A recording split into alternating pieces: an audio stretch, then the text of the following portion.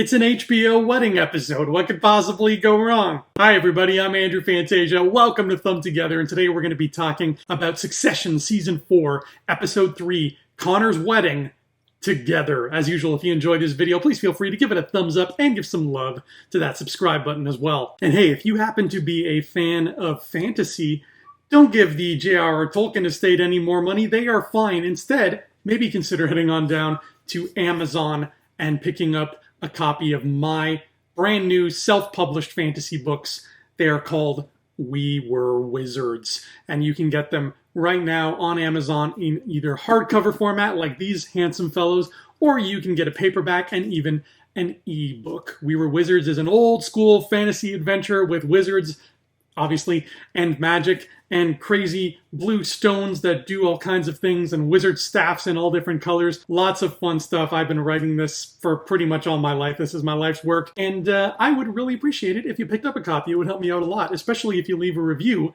on Amazon once you've read it. So check out We Were Wizards if you're looking for a perfect gift for the fantasy fan in your life, and maybe that fantasy fan is you. If so, welcome to Flavor Country. I'll put a link where you can find those books in the description below. So, button up your bow ties, make sure your tuxes are straight, make sure your dresses look nice, because we are about to attend Connor's wedding, which I'm sure is going to be the social event of the season, until it isn't. I had to wait a full day to watch Succession because of work. Work just kept me busy, and it was Easter weekend, so the night that Succession was airing, I had family over. We were doing our Easter thing, right? There was no time to turn on an HBO show about billionaires. We had more important things going on. So I had to watch it late, but I saw the Twitter feed going nuts about the episode. I saw people talking about how it was like nothing they ever expected. It was one of the best hours of television they'd ever seen. People were comparing it to The Godfather, and I was like, oh my God, what happened on Succession? What did I miss? And more importantly, why did they air it on Easter? And so I finally got a chance to sit down and watch it last night, and lo and behold, I saw Connor's Wedding. First of all, when I found out it was called Connor's Wedding, that should have raised a red flag for me. It didn't, but it should have, because that is such a basic title for an episode. That's not the kind of title structure that Succession is known for. Succession is an HBO show, and HBO shows tend to do more cerebral, kind of artsy titles, right? I mean, every season of Succession has ended with an episode named after a line from an obscure poem. That's how HBO rolls. So to put all that aside and just say, hey, this is Connor's Wedding, that's the name of the episode, that simplicity really should have struck a nerve, and it didn't. And I wonder if it struck a nerve with anybody. So if anybody found that title weird before they went into it, let me know. I want to know what your instincts were telling you. Everything starts off looking par for the course.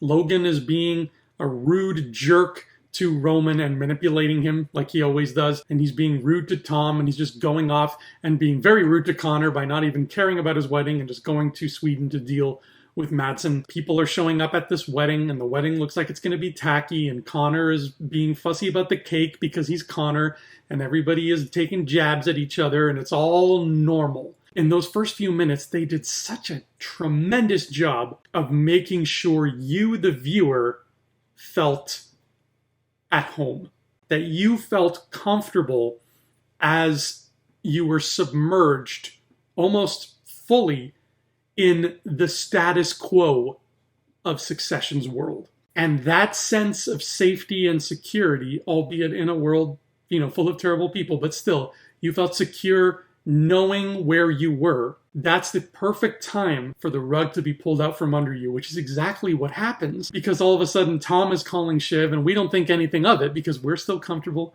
We're floating just through this space, just like that yacht that they're on, just bobbing through the water, just like, okay, let's see where this current takes us. Here's more shenanigans from the Roy family. Ah, look, there's Greg being a silly, big old doofus again. I'm so comfortable here. And then the phone is ringing. Oh, look, Tom's trying to call Siobhan. Of course he is, right? And she's ignoring him because that's what this whole dynamic has been about. And all is well with the world. And then, boom, Roman answers that phone call. And Tom says, your father's not breathing. And from that point on, the episode turns into a chaotic, almost real-time unfolding of the events surrounding the apparent death of Logan Roy. I'm sure Logan Roy has his admirers and his sympathizers out there among Succession fans. I am not one of them. Yes, I realize he's just a fictional character and Brian Cox is just playing him magnificently, but I can't stand Logan. He's an awful man, and no tears are going to be shed on my end if this is real. The emotion of the episode absolutely permeated me because it didn't come from the emotion of allegedly losing Logan. It came from the reactions of everybody around him. Because yes, it is very hard to feel sorry for the Roy children, who are all going to be absolutely fine. They will never have to worry about going hungry. They will never have to worry about not having a home and not being able to feed their kids, right? They will never have to worry about real problems. But at the end of it all, when I look at the 4 Roy children, ever since episode 1, they really are characters that you have to look at as children. Arrested Development is not just the name of an amazing TV show, it's also the name of a true condition where if basic childhood needs are not fulfilled, a person's mind could very well remain trapped in a sense of unhealthy stasis while the body continues to grow until those fulfillment needs are met, if they even are. And this would all sound way more eloquent and way more plausible if it came out of the mouth of somebody, way more eloquent than me, if somebody with a psychological degree, maybe. I don't know. That's not even a thing. A psychology degree. See, that's what I mean. Andrew no think too good with word. What I'm troublingly struggling to say here is that the Roy children, to me, have always been children. Yes, they're all grown-ups. Yes, they are all dealing with grown-up things, but they are scrambling to do all these grown-up things because deep down, whether they realize it or admit it or not, they want to make daddy proud. Because that's something that every kid wants, whether it's a dad or a mom or whatever. They just want to make their parents proud of them and get that love and get that recognition and that encouragement and positive support. That's what people need. That's what we need as humans to grow, is we need to be surrounded by that kind of love. And they were not. But they live on this sort of fence where they know that love exists, so they know they're missing out on it. So they are struggling and pulling teeth and pulling hairs to try to get it from a man who is incapable of giving it, resulting in this unhealthy vicious circle that has continued to this day. And for the first time, we really see these 4 children in their most vulnerable childlike states. There's a reason why the opening credits of Succession features primarily home movies of them as children. Because that's the point. That's what the show is trying to tell us. And there's a reason why in those home movies, Logan Roy is a distant, amorphous, almost spectral figure who barely appears. When he does, his face is almost never in focus. He's never warm and loving. He's always distant. He's always off walking somewhere, contemplating business. Or when he is primarily in focus, he is a malevolent, unsettling force, towering over everybody on a balcony or sitting at his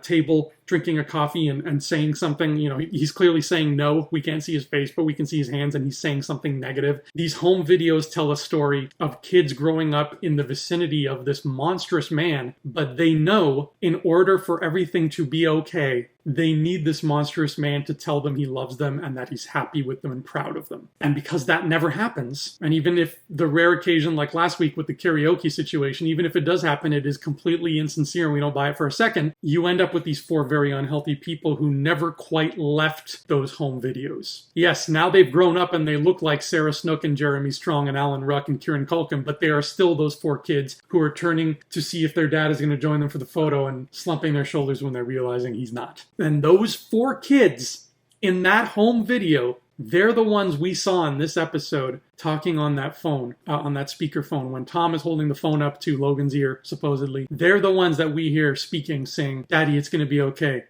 We love you. You're not going to die," right? And that's just beautiful.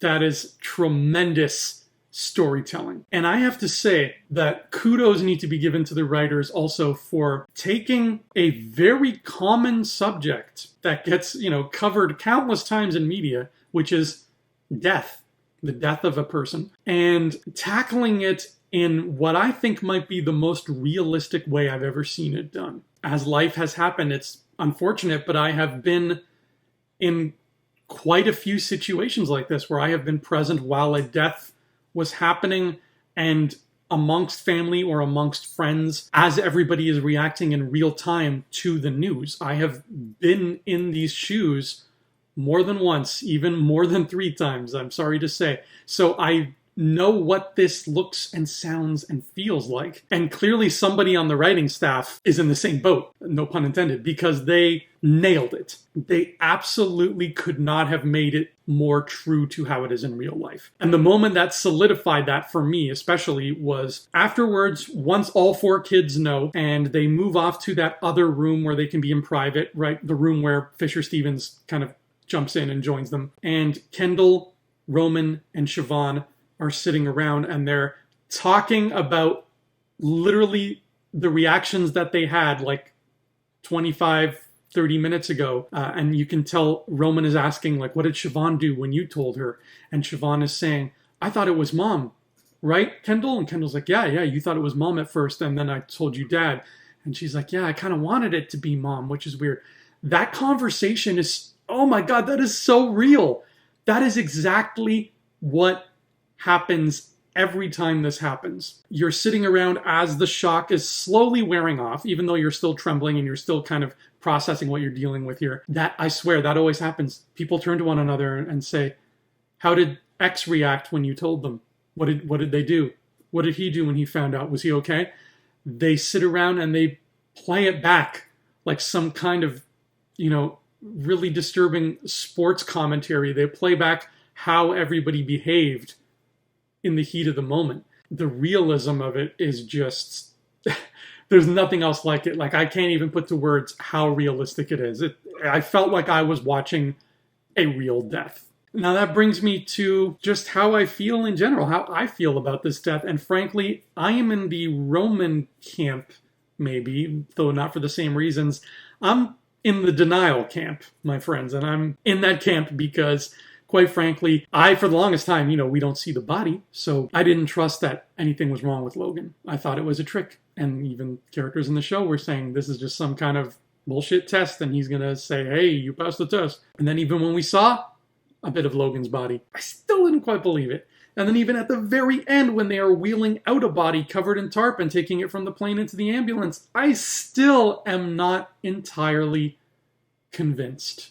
Until we see that man in a casket or being cremated or whatever, I will not be convinced because Logan has not earned that kind of trust. But talk about just a fascinating episode and talk about a great way to add just another layer of realism because death never happens in real life when you expect it to. Even somebody who's, in his mid-80s like Logan Roy, you think, okay, he doesn't have much time left. You're never ready for it. And we as an audience, as people who consume television, we are constantly trying to think steps ahead. And, I'm sure a lot of fans, myself included, were probably going into this final season thinking, hey, I bet you in the last episode, Logan's going to die. We're conditioned to think that way because that's how TV traditionally works. So for them to go, hey, in episode 3 out of 10, I think this is going to be 10, but in episode 3, we're killing off Logan. Genius.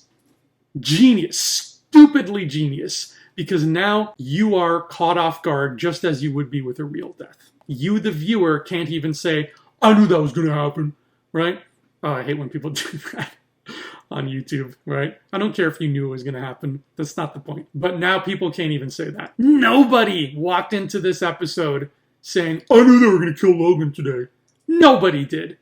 And that's the point. You are caught off guard. You are steeped in the regular old status quo par of Succession, going to this wedding until suddenly you're not. That's how death works.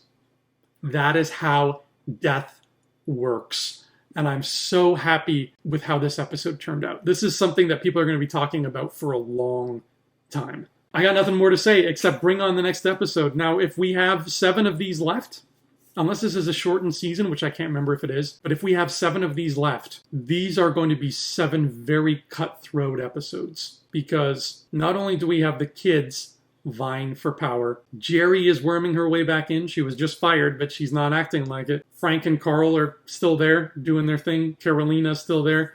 Carrie is obviously going to try to get something. Who knows what their mother is going to do? Who knows what Logan's ex-wife / current wife is going to do, right? There's this vacuum now. All this money and power exists. Somebody's going to take it, and everybody wants it. That means 7 incredibly interesting episodes lie ahead of us. So that's all I've got to say about Succession for now. Like, I'm still processing what's going on. Let me know in the comments what you thought of Connor's wedding, which, by the way, did end up happening. Connor and Willa did get married, which was a nice little ray of sunshine throughout all of this. But let me know in the comments what you thought. Check out my book, We Were Wizards. The link is below. And I will see you all here next time for episode 4. Until then, my friends, adios.